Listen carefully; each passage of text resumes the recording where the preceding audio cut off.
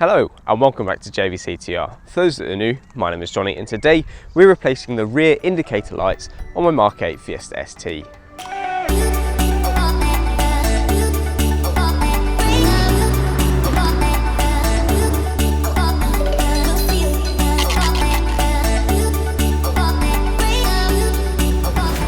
So let's start with the why.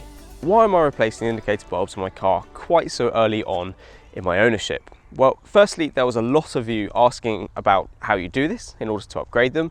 And secondly, upgrading to LED units sort of helps with one of my biggest pet peeves about this car.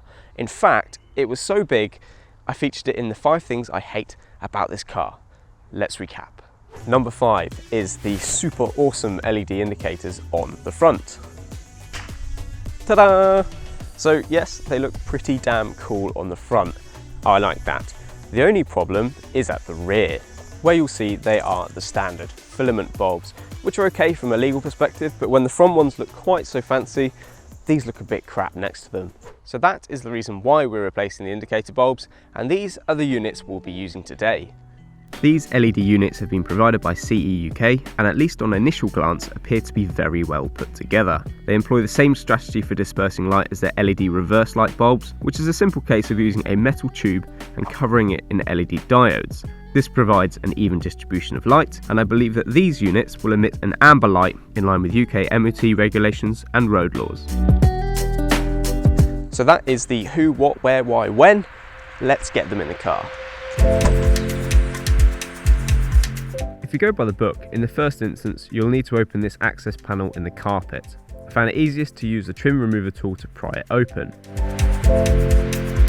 However, the wing nut that we need to access behind this panel is far larger than the access panel provided, and the access panel is also in the wrong place. Therefore, it's far easier to pull the carpet away, which will allow you to see what you're doing. As you can see here, this is the plastic wing nut that needs to be loosened off. Now that you have access, it's a simple case of unscrewing the wing nut. Okay, I joke.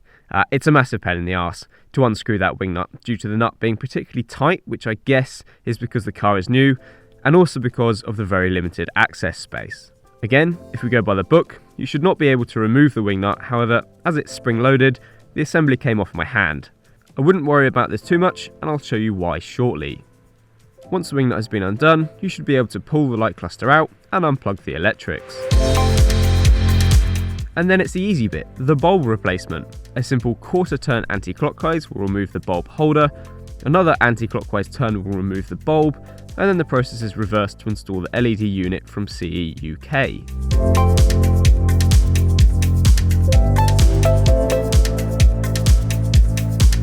Before reinstalling the light cluster, it's easiest to put the wing nut back in position. As mentioned previously, the wing nut should not be fully removed, but as you can see here, it's only held in by a tiny black clip. This is just a push fit, so poke the bolt through the hole and it should clip back into place. Then you can plug the light cluster back in and push it back onto the car. Be careful here as there are runners on the underside of the cluster that will need to be lined up before the cluster will slide back into position. Once the runners have been lined up, the lugs should also line up and you can clip the unit back into place with a firm push. At this stage, it's a good idea to check that the bulb is working as expected.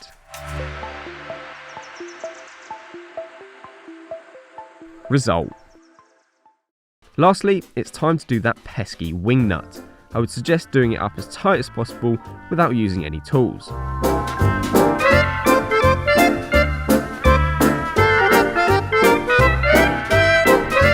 You'll need to put the carpet back by tucking it into its original location.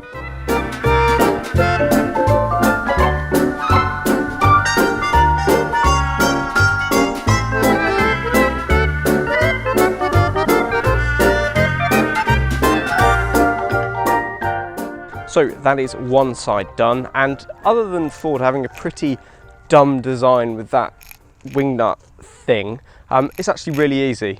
So just sort of half-hour fight with a wing nut and then you're done pretty much.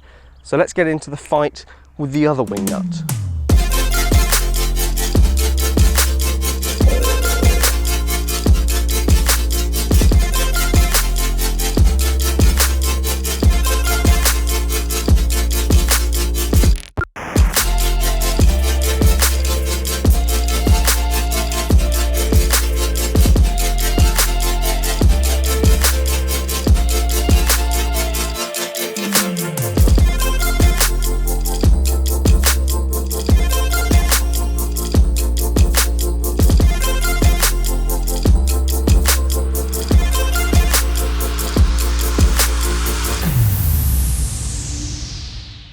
And again, remember to test before you have to fight with that bolt again.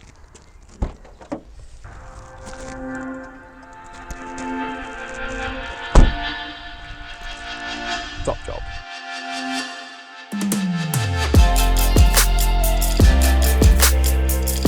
And we're done.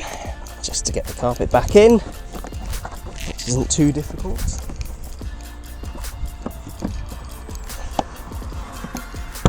Job jobbed.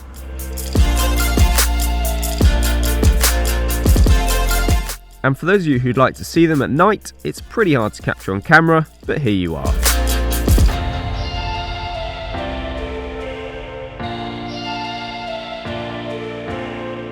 So there we have it. That's how you replace a set of rear indicator bulbs on a MK8 Fiesta ST. And in actual fact, it wasn't too difficult. The process is pretty simple. The only gripe I have is that stupid design they've got for accessing that fake wing nut thing, and the fact that the wing nut was so stiff. But hopefully that's because my car is new, and as time goes on, it should get easier to replace. But other than that, the bulb replacement was pretty simple. Now, for those of you who opted for the LED upgrade, I'm actually very pleased with them. 2 secs, let me turn them on.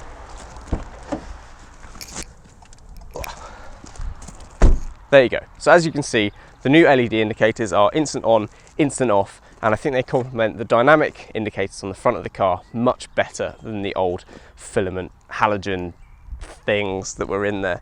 And overall, I'm actually very impressed with the look. I think it makes it look a bit more expensive, a bit more premium, and that's pretty much what I was going for.